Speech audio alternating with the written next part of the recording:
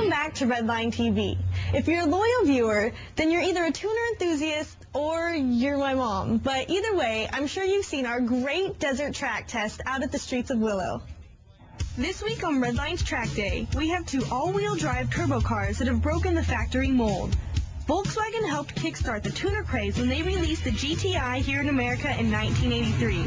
And it's seen many improvements over time, but nothing like the new all-wheel drive R32.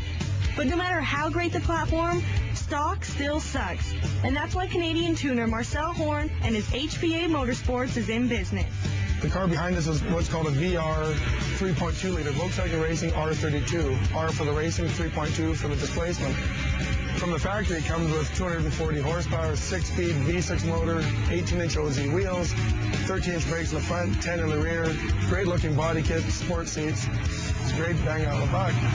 Customer simply rolls into our shop.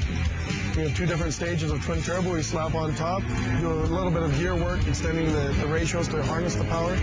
We're putting out over 550 horsepower at the flywheel, scratching 0 to 60 numbers under 3.2 seconds, can blister a quarter mile in 11, all on street tires and pump gas. An 11-second car that looks like a Golf is right up our alley, as sleeper cars don't get enough love in our industry.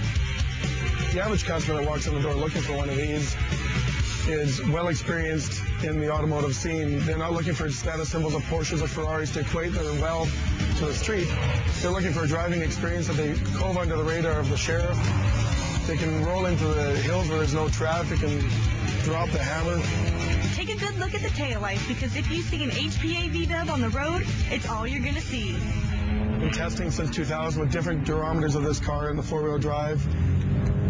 The heat, the twisty corners, the four-wheel drive of this car just loves it. Eats it up. It's an absolute sensation to drive. It handles, it brakes, it accelerates, and it corners.